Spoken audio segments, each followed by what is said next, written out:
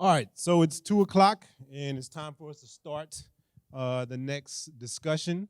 This next discussion should be pretty interesting. I'm kind of curious in the group if we have more introverts or extroverts in here. So if you're introvert, raise your hand. If you're extrovert, raise your hand. Good. Well, I guess the good thing about it, there's more introverts. So this talk will definitely be very important for the introverts.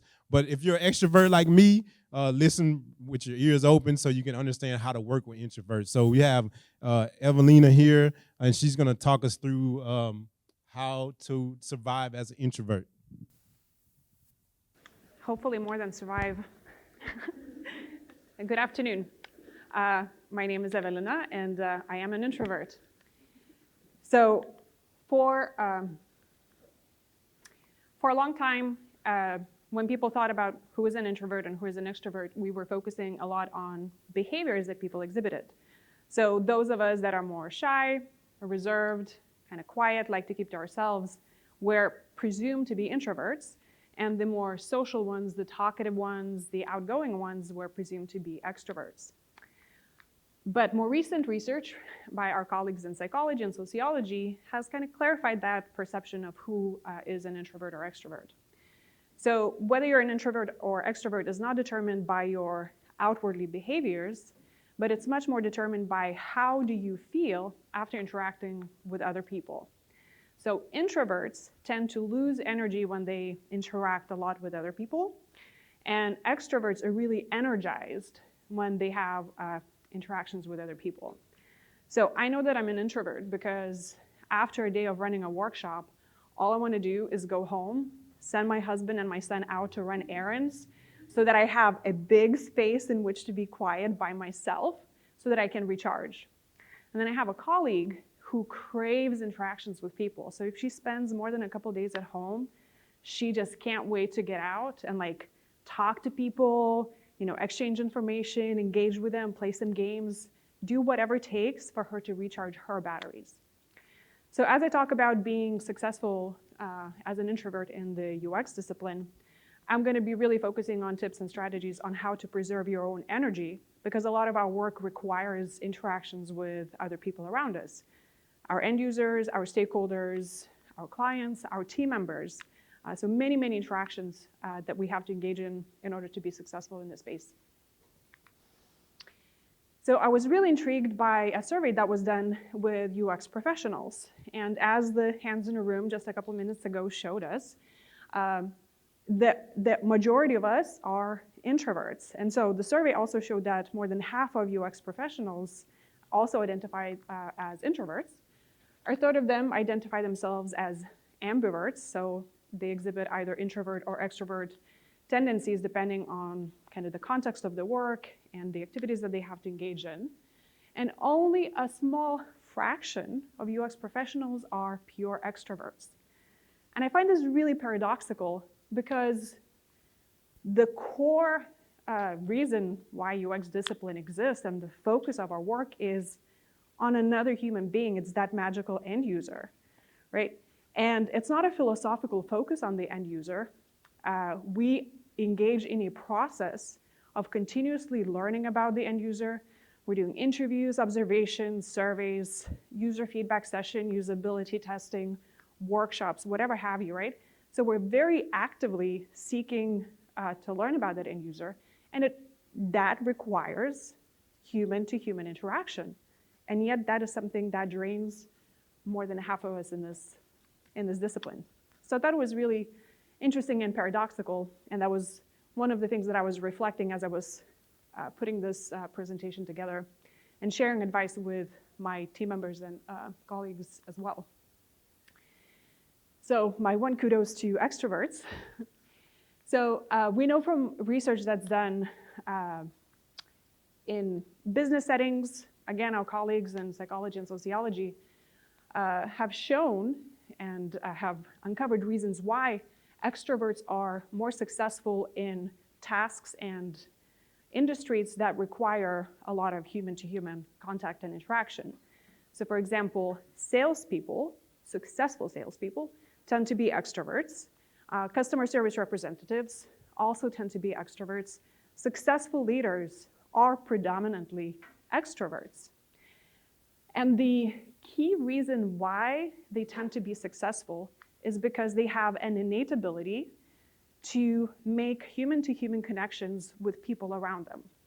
And when we make that human-to-human more personal, not business-focused, but a more personal connection, people are more willing to share information. They might tell you things that otherwise they would keep private to themselves. And having access to that information allows you to make smarter, better, faster decisions that then influence your work. So when I talk about success in UX as an introvert, the two things that I'm going to focus on are really how do you preserve your own energy, because there's no magic pill that you can take to all of a sudden become that extrovert that flashes all the sparkly things. So preserving your energy and how to build relationships with people around you a little bit faster. So those are the two things that I care about in terms of what will lead you to success. So the very, very first step that we need to take is to change a little bit our attitude and our perspective. When I start talking to my mentees, my team members about, practicing some of the tips and tricks that I'll share with you, a lot of times I hear, well, I'm just a shy type. This is really not comfortable for me. I don't really want to do this. Why do I have to initiate a conversation? Well, you do because you're a professional who wants to be successful. So I invite you to just shift your attitude and your thinking a little bit.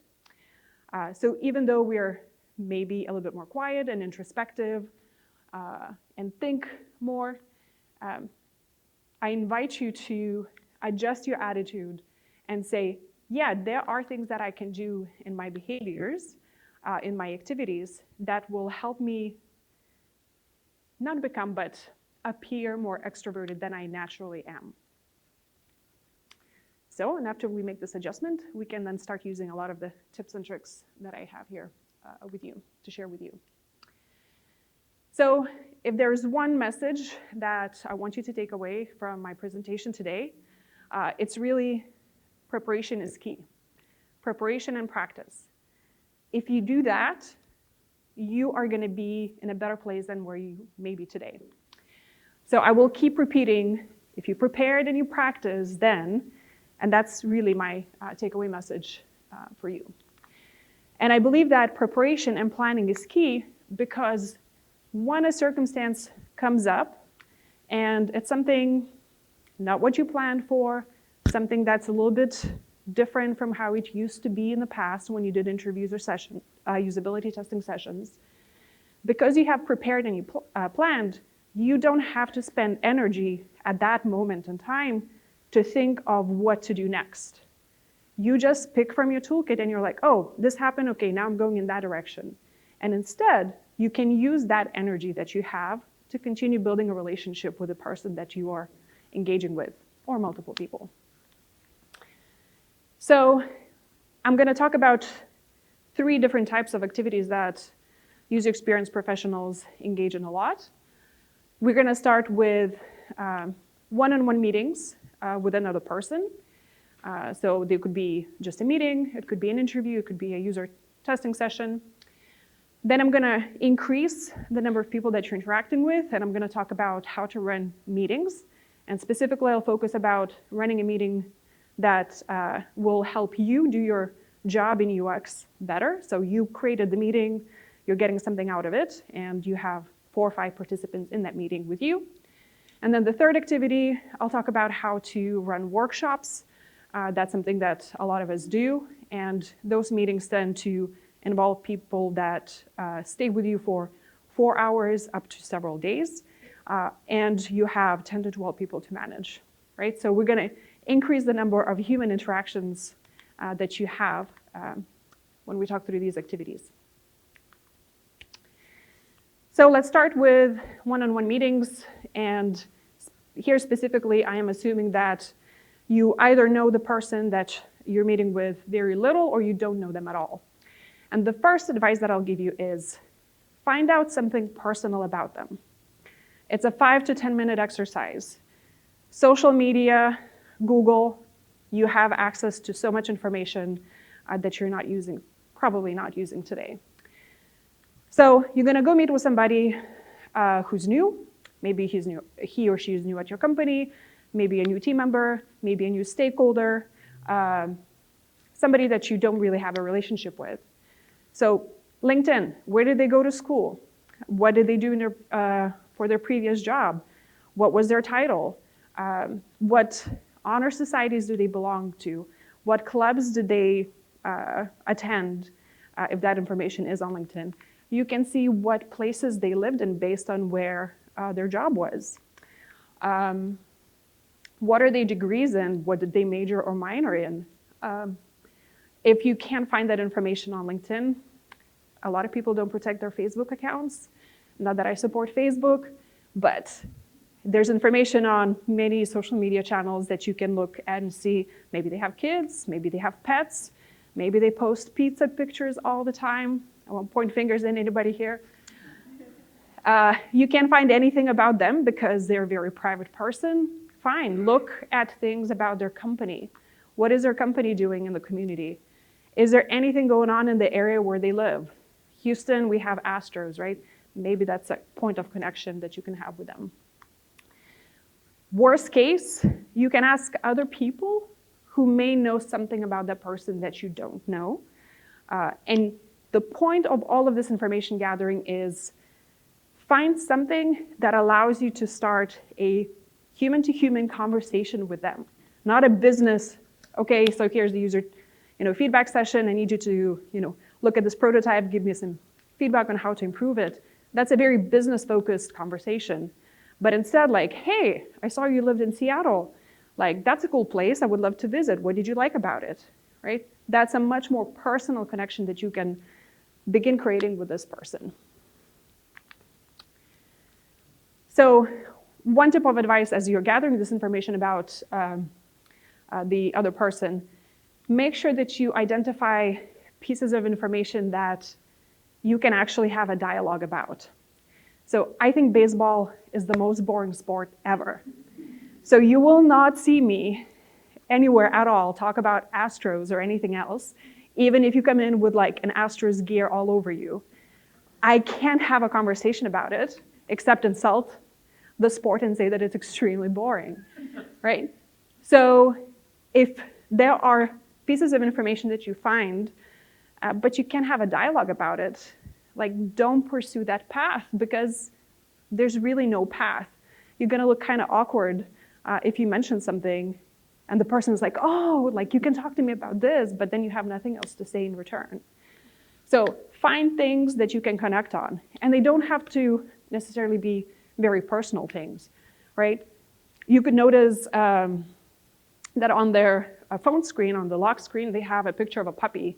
And you could be like, oh, you have puppies. Like, what kind of breed is that? I don't have dogs, but my neighbors have dogs, like, and they're puppies too. So it's not personal about you, but there is some point of connection that you can have a dialogue about. So keep it real. So when I coach some of my mentees about these types of tips and techniques, some of them say, okay, awesome, I get it, I understand this idea, but this is really, really uncomfortable for me. This is really awkward. And I have seen firsthand that sometimes when they, put their big girl panties on and they take that first step and they initiate that conversation, it is a little bit awkward because they don't have a lot of practice doing this. So prepare and practice. Find a friend who will practice in role play with you and kind of engage in chit chat, simulating in like a first time meeting a person that you don't know type of conversation. Worst case scenario, I am sure a lot of you sing in a shower or in your car on your way to work, right? So practice conversing with yourself if you don't have anybody else. Just the act of articulating things that you might want to say or might want to respond to, like actually speaking out loud, not just thinking about it in your head, is going to prepare you that much more for a conversation when it actually happens in real life. So prepare and practice And with time, this will get better. So one kind of a one-on-one meeting with a person that you don't know in our field is an interview or user feedback session. And you might feel that because it is very structured, you kind of know what happens in the course of a 1-hour interview or a feedback session, that it's easy peasy and you don't really have anything to improve on or prepare for. But I will advise you otherwise. There are things that you can do to prepare. So part of preparation is send the person a reminder that they're scheduled to come meet with you on a specific day, specific time, specific place for this specific purpose. Give them parking instructions. Give them a little map to show where to come find you. Give them your phone number so that they can reach out to you in case they get lost or they're running late. If it's a remote interview or remote user feedback session, make sure that they know how to use the video conference software.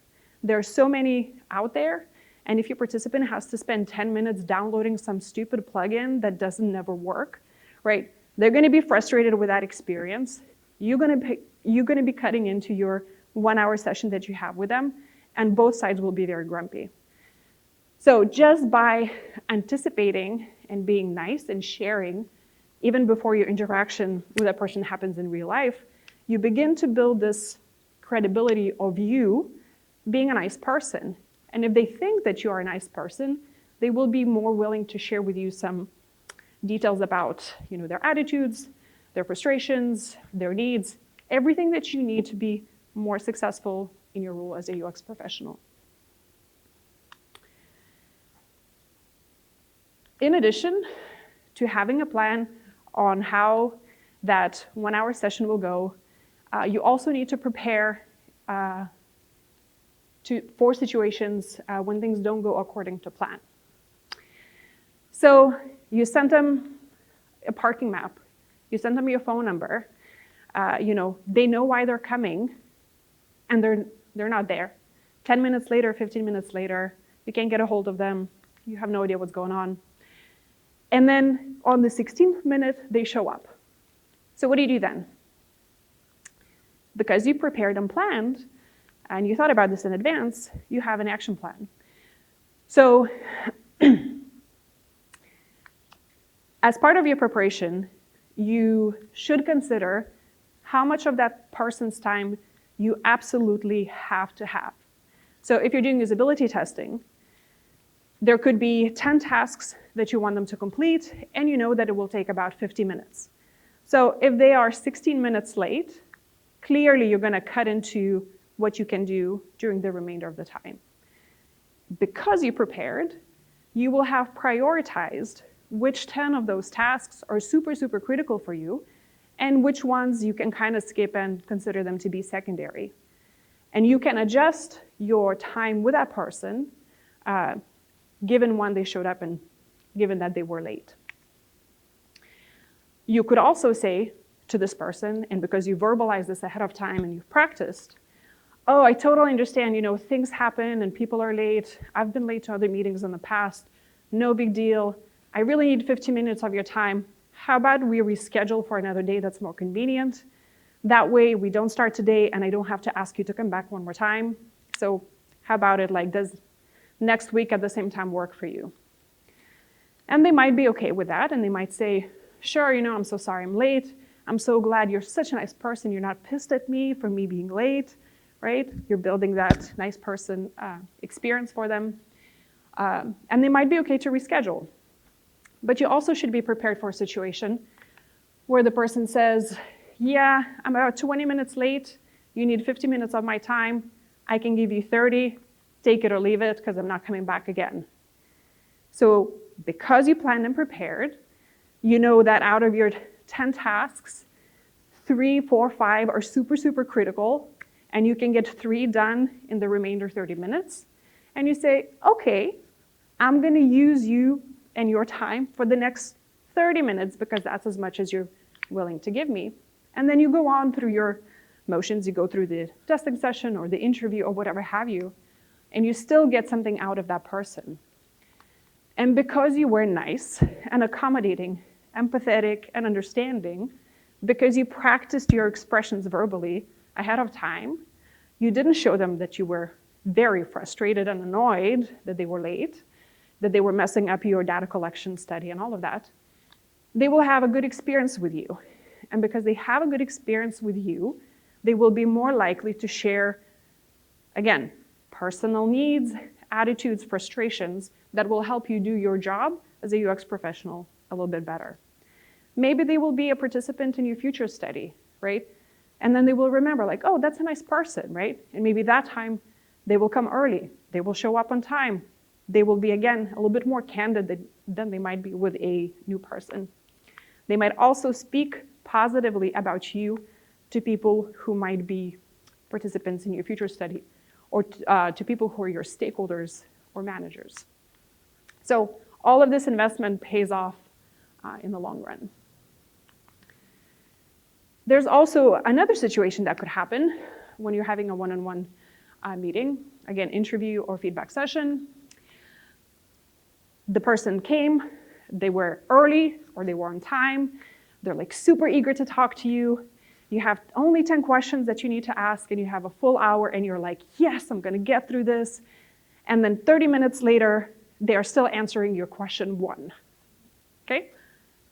So because you prepared, you planned for this, you practiced, you know how to handle the situation. So hopefully before you hit the 30-minute mark, you will find an opportunity to interject and say, oh, thank you so much for sharing this. This is really, really interesting. You know, you have so much insight. I do want to be respectful of your time. We have 9 more questions to go through, and we need to wrap up by 2. So let's pause here. Let me ask my other questions, and we can return to your story if we have a little bit of time left at the end. You're nice. You're considerate of their time. You appreciate everything that they're sharing, right? You're not being rude by saying, hey, dude, like, close it. Let's go on to the next thing that I want to know. It's really focused about them giving something very valuable to you, right? It makes them feel important. And because you are making them feel important, they think that you're a really nice person. Just human psychology. So they might be nice and they might move on to the next question. But they might also say, oh, you know what? My afternoon is totally open, so I can stay with you until closing time. So let's just keep talking. You're such a good listener. And you're thinking, God, sometimes it happens. So because you planned, practiced, and prepared, you will say to this person, I'm so grateful that you really want to spend all your time to help me improve this website or improve this mobile app. I appreciate that you want to spend this afternoon with me, yay. However, I have somebody else coming in the next 45 minutes, so I need to prepare for them, right? Because I can't cancel that session, so I really need to wrap up in the next half hour. And hopefully they get the message. And if they don't, you don't ask the remainder of your questions, but you still end your session on time. And because you did it politely, you are the nice person, right? And they continue to hopefully be honest and candid with you. So another tip when interacting with people is showing them that you are interested in everything that they're sharing with you. And you can do that through several different ways. So summarize what they said, recap, ask clarifying questions, ask follow-up questions. Even if what they're sharing is crystal clear, you got all your answers in the 10 minutes that you spent with them, you have no follow-up, you're like, got it, I'm ready to go, chop, chop, chop, let's move. Don't do that. That doesn't help build a relationship with the person that you're talking to. When you recap, when you clarify, when you ask follow-up questions, even if they're kind of fake follow-up questions, right? You kind of know the answer to what they're going to say. It conveys to the other person that you were paying attention and that what they are sharing is important and that you really, really are benefiting from what it is that they're sharing, which again helps create this experience that you're a nice person and what they're sharing with you is very valuable.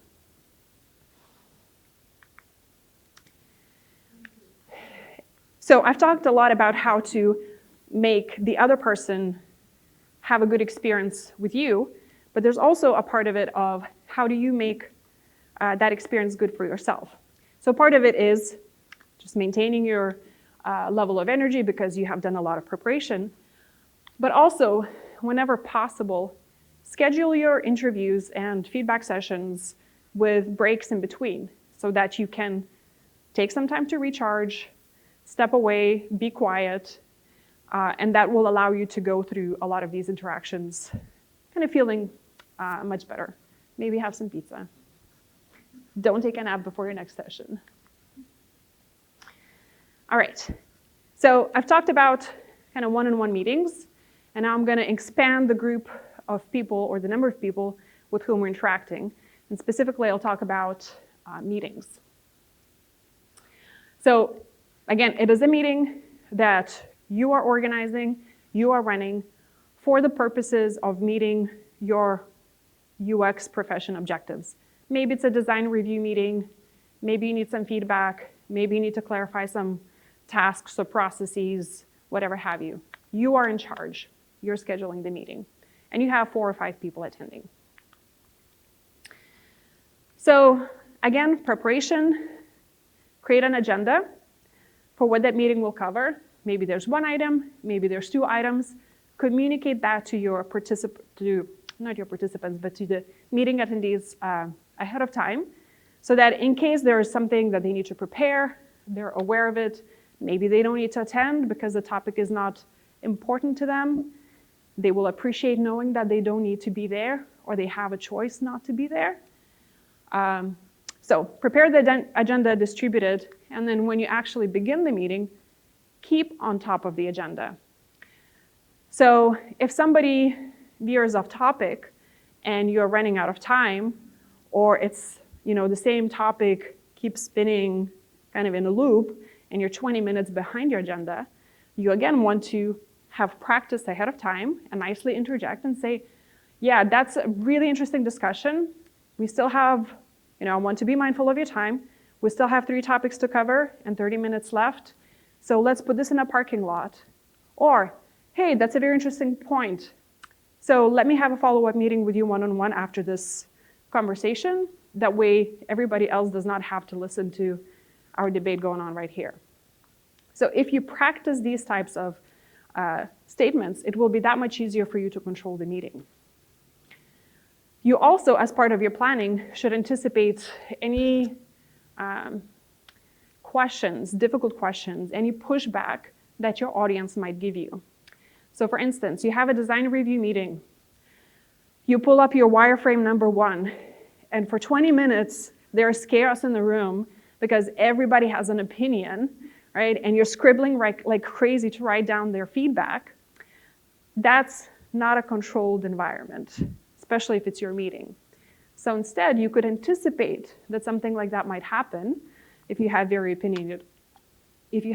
opinionated audience. And at the very start of your meeting, you could say, guys, I have 10 wireframes to show you. I would love to hear your feedback. It's going to be super important for me to improve this. Let me go through them for the first 5 to 10 minutes, and then we're going to spend the rest of the meeting collecting your feedback, right? That puts you in charge. That puts some boundaries for what should and shouldn't happen as that goes on. And if somebody interjects and says, oh yeah, but what about this button? You could say, yeah, let me finish, and then we can come back to walking through the wireframes after I'm done. I also want to talk about a special case of remote meetings, and especially video conferences. So major advice is whenever you have a remote call, make sure that it's a video conference call and not just an audio call. If it's a video conference call, you can see other people, and you should insist that they turn on their camera and they can see you. Because if we are just on an audio call, I might be just sitting eating noodles watching a little YouTube video on the side, and maybe paying attention to what's happening on a conversation, because nobody can see me in my pajamas and my noodle bowl, right? I'm not accountable to anybody. But if I have my camera on, I'm gonna look at the screen, because I don't want you to know that I'm eating noodles in the middle of a workday. And when I'm looking at the screen, I will probably pay a little bit more attention to what is presented, and I will probably pay a little bit more attention to what is being said, and therefore everybody behaving that way will contribute more to what's happening in the meeting and the outcome of that meeting. The other benefit of having the camera on is that you can watch people's body language.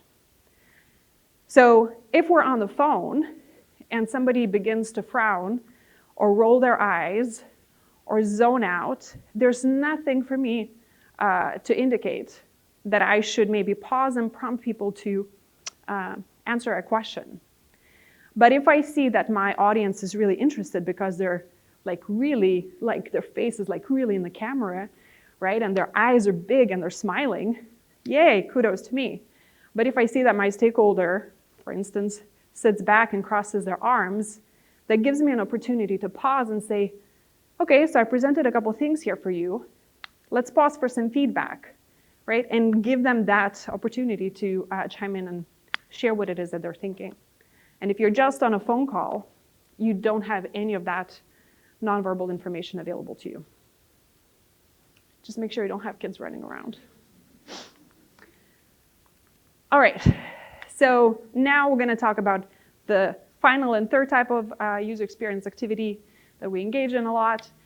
So here we are increasing the size of our human interaction to 10 to 12 people, and those interactions could last anywhere from 4 hours to weeks. I've been in workshops that last a whole week, and it's insane, but there's ways to survive it. So a few tips about making workshops more successful. When you build an agenda for your workshop, make sure that you put in many, many, many breaks. So kudos to the organizers of this conference. There are many breaks. I love it. I can go recharge. Human beings tend to zone out after 45 minutes, max to an hour. It doesn't matter what you do. They're going to lose focus. They're going to go into their dreamland, even if they're present in a room.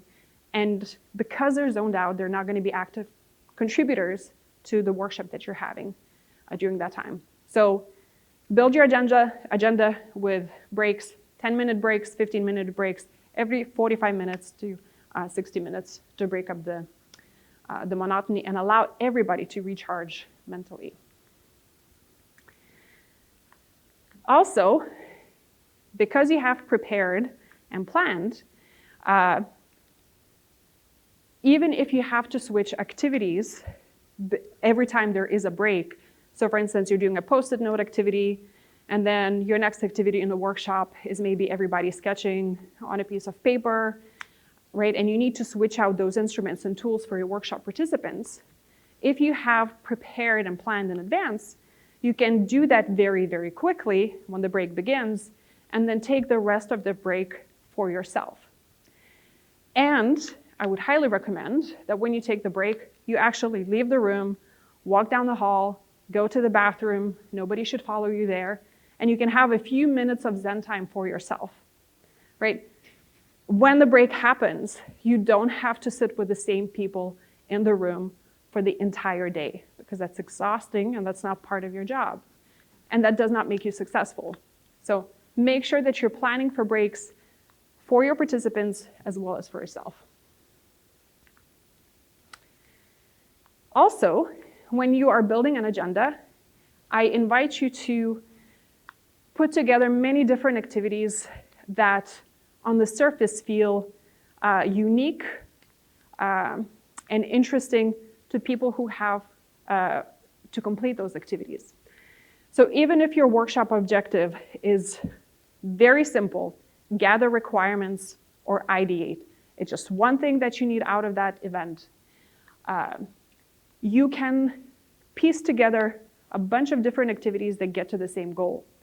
So maybe the first activity, everybody sketches on their own. They take a break. Second activity, people get together in groups and they do post-its, for requirements. And then they take a break, and the next thing they do when they come back is maybe they build something with Legos. And then they take a break, they come back, they have, two-team competition about who's the most innovative, creative, etc. Those activities on the surface feel different and unique. And because they're different and unique, your workshop participants are going to be much more engaged than if they're doing post-it notes all day long, despite your breaks. And when people feel engaged, you have much less orchestrating and energizing the room to do, which means you can preserve your energy, right? So you want them to have things to do that they can kind of self-manage, and you're there just to direct and guide, but not necessarily be in front of the room all day long running the activities. Also, if possible, given the resources that are available on your team or at your company, see if you can have another person run the workshop with you. So if you have a buddy at the workshop, you can split the parts of the agenda that you will be responsible for and that they will be responsible for. And you can alternate. So I could be in front of a room for a couple hours, facilitating, cajoling everybody to do the activities, and then my partner is in the background. They're there taking notes, maybe they're helping me with the tools, but they don't actively have to engage with the audience. And then after a couple hours, we switch out. Then I'm in the background, I can have a little bit of Zen, and they are running the show. So doing this really helps preserve your energy when running workshops, especially if they're all day long or multiple days long. And then my final tip is to use visual aids and other external tools whenever possible. And I saw the pros team do this earlier, and I love it that when you have a timer up on the wall, that it's there for everybody to see without you having to say, hey, stop, time is up. So when possible, project your agenda on the wall or on the screen. And when people get off topic, and the time is running short, all you have to do is just point to it and be like, hey guys, we're kind of behind the agenda. And then at that point, it's no longer you, the person, telling everybody to hurry up and just, get on point, but it's this other external tool that's telling us that we're kind of off track. When I run a workshop and we have breaks, I put my phone timer on, and when the siren goes off, it's not me telling you to stop that very interesting conversation about the football game last night. It's this other thing outside of me that's saying, hey, time to regroup, right? If I have activities that I need workshop participants to do, I can project the assignment on the screen. I can print the instructions and put them in front of the team on the work station in the work table. And it allows me to step back. I don't have to answer the same question 50 times as I'm walking around the room. And that, again, helps me preserve my energy from interacting with them unnecessarily, because I have all these tools to help me. All right. So I shared a lot of things, but I hope that you got to hear and see that it's really prepare and practice is what's going to get you through a lot of those activities. The more you do them, the more situations you encounter, the more prepared you will be in the future. But a lot of that work really will help you preserve your own energy from running a show and move that energy to building your connections and building personal relationships with your participants, stakeholders, clients, whoever have you. And I hope that with that, you will be more successful as a professional. Thank you for your attention.